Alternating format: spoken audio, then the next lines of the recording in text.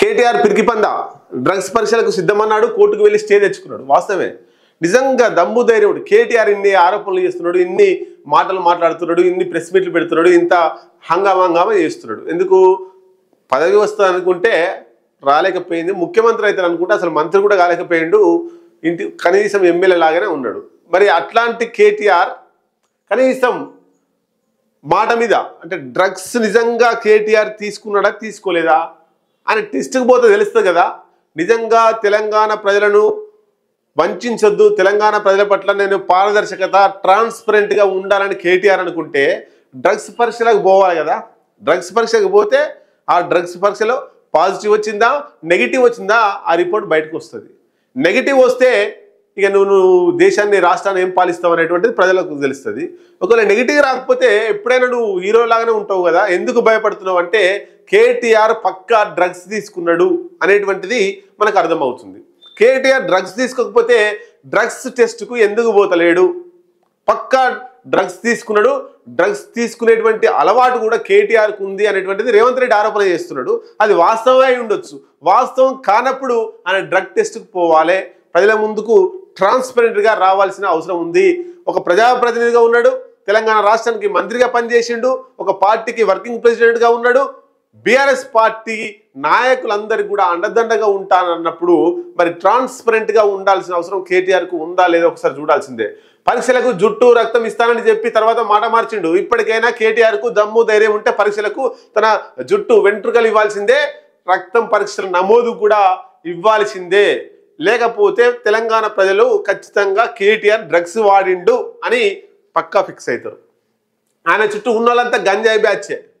చీకట్లో రహస్యంగా లోకేష్తో ఎందుకు భేటీ అయ్యారు? ఇంకొకటి, లోకేష్ తోటి కేటీఆర్ రహస్యంగా భేటీ అయిందంటే దానికి సంబంధించినటువంటి విషయం బయటికి మీడియాలో ఎక్కడ రాలేదు, కానీ రేవంత్ రెడ్డికి తెలిసింది. లోకేష్తో ఎందుకు భేటీ అయినావు చెప్పు అని చెప్పి చెప్తున్నాడు. మరి దేనికోసం అనేటువంటిది తేలాల్సిన అవసరం ఉంది. ఇక్కడనేమో చంద్రబాబు నాయుడు తిడతారు, ఇక్కడనేమో లోకేష్ని తిడతారు, తెలుగుదేశం పార్టీని ఆంధ్ర పార్టీ అంటారు, తెలంగాణలో బొంద పెట్టాలంటారు, బొంద పెట్టి రాలడి. అట్లాంటి నాయకుడితోటి అట్లాంటి పార్టీ మంత్రితోటి ఎందుకు కేటీఆర్ చీకట్లో రహస్యంగా కలవాల్సి వచ్చిందని ప్రశ్న. పనితనం తెలుసు కాబట్టే ప్రతిపక్ష నేత కూడా ఇవ్వలేదు, అంటే ఏం పని చేయడు కాబట్టి ప్రతిపక్ష నేత హోదా కూడా రాలేదు కేటీఆర్కు అనేటువంటిది. కేటీఆర్ హరీష్ కవితలకు వాళ్ళ ఇంట్లోనే విలువలేదు. కేంద్రంలో పెండింగ్లో ఉన్న సమస్యలను చర్చలో పరిష్కరించాం. దొంగ సారా అమ్మిన జగదీశ్వర్ రెడ్డి కూడా నీతులు చెబితే ఎట్లా? సోడా పోయడం సారా అమ్మడం ఈ రెండే ఆయనకు తెలుసు. కాంగ్రెస్ ఇచ్చిన బీసీ రిజర్వేషన్లు 23% తగ్గించిందే కేసీఆర్. ముస్లిం కోటాను బీజేపీ రాష్ట్రాల్లో తీసేసి ఇక్కడ డిమాండ్ చేయాలి. 42 కోటా అమలుకు మా వ్యూహం మాకుంది, అమలు చేస్తాం. మీడియాతో ఇష్టాగోష్ఠిలో ముఖ్యమంత్రి రేవంత్ రెడ్డి అందరిని ఉత్కారేసిండు. రేవంత్ రెడ్డి ఈ విషయంలో అందరిని ఉత్కారేసిండు. ఇటు కేటీఆర్ను ఉత్కారేసిండు. కేటీఆర్ దమ్ముంటే రక్త నమూనాలు ఇవ్వాలి, అట్లాగే వెంట్రుకలు ఇవ్వాలి డ్రగ్ టెస్ట్కి. కవిత కేటీఆర్ హరీష్ వాళ్ళ ఇంట్లోనే బాగలేదు, కవితను వాళ్ళ ఇంట్లోనే దేక్తలేరు, బయట జనాలు ఏం దేక్తారు అనేటువంటిది వాస్తవమైన మాట. ఇంకొకటి ఏం చెప్తున్నాడంటే మొన్న బండి సంజయ్ ఒక కీలక వ్యాఖ్య చేసిండు. ఏమని? ఇక్కడ చూడొచ్చు, ముస్లిం కోటాను తీసేస్తే మేము సపోర్ట్ చేస్తాం, ఈ 42% బీసీలకు రావాలని మేము సపోర్ట్ చేస్తాం, నేను దాన్ని తీసుకొని నేనే అమలు చేపిస్తా కేంద్ర ప్రభుత్వంతో అని బండి సంజయ్ మీడియా ముఖంగా అన్నాడు. ఆ వీడియో మన దాంట్లో కూడా ఉంది, మన ఛానల్లో కూడా ఉంది. మరి బండి సంజయ్కే సవాల్ అనుకుంటా ఇది.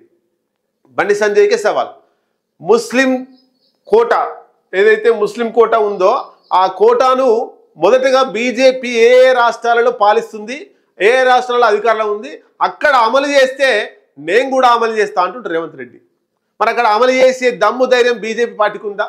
ప్రశ్నించే దమ్ము బండి సంజయ్కి ఉందా? బండి సంజయ్ ఏం మాట్లాడతాడో ఆయన గురించి మాట్లాడితే నాకు బాధ అనిపిస్తుంది. ఆయనకి సబ్జెక్టే ఉండదు, బండి సంజయ్కి సబ్జెక్టే ఉండదు. ఏం మాట్లాడతాడు? మత విద్వేషాలు రెచ్చగొట్టడానికి మాట్లాడతాడు తప్ప ఇంకో మాట ఆయన నుంచి ఇప్పటివరకు వినలే. ఒక అభివృద్ధి కార్యక్రమం మీద ప్రశ్నించింది, పార్లమెంట్లో అడిగింది, ఇన్ని నిధులు తెచ్చింది ఎక్కడ వినలే. కులం మతం మతం మతం ఆ మతం ఈ మతం చిట్టుడే అంతే. కాబట్టి ముందుగా ఈ ముస్లిం కోటాను బీజేపీ రాష్ట్రాలు ఏలుతున్నటువంటి అధికారంలో ఉన్నటువంటి రాష్ట్రాలలో తీసేస్తే నేను కూడా తీసేస్తా అంటున్నాడు. ఆ దమ్మును స్వీకరించే సవాల్ బండి సంజయ్ కానీ బీజేపీ నాయకత్వానికి ఉందా? అందరినీ ఉత్కారేసిండు రేవంత్ రెడ్డి ఇక్కడ.